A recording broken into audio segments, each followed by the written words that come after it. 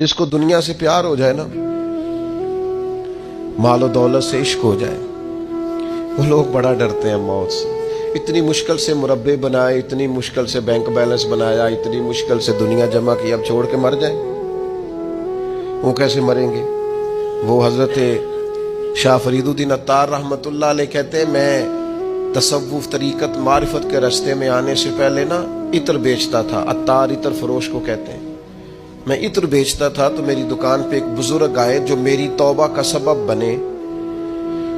بابا جی سیدھے سادے تھے، خوشبو بڑی مہنگی مہنگی، میں نے اس دور کے جو آپ اپنے لفظوں میں سمجھ لیں جو برانڈ تھی نا، زیادہ مہنگی خوشبوئیں تھی، جو بادشاہ، وزیر، مشیر، مال، اس طرح کی خوشبوئیں میں نے رکھی ہوئی تھی۔ تو بابا جی آئے تو کبھی ایک شیشی دیکھیں، کبھی دوسری دیکھیں، کبھی تیسری دیکھیں۔ تو اچھے سیلز مین جو ہوتے ہیں وہ گاہک سے خود بڑھ کے پوچھ لیتے ہیں کیا چاہیے۔ کہتے میں نے آگے بڑھ کے پوچھا بابا جی کیا چاہیے؟ تو بابا جی کہنے لگے پتر کچھ بھی نہیں۔ تو کہا پھر دیکھ کیا رہے ہیں؟ کہنے لگے دیکھ رہا ہوں تیری جان بڑی مشکل سے نکلے گی۔ تو کہتے میں نے کہا جی وہ کیوں؟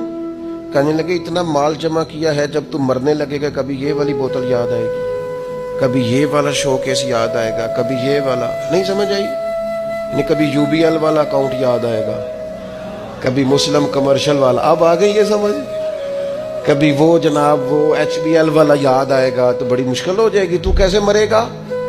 تو کہتے ہیں میں دنیا دار تھا، مجھے غصہ آیا، میں نے بڑے تلخ اور طنزیہ لہجے میں کہا میری جان تو مشکل سے نکلے گی تو تیری کیسے نکلے گی؟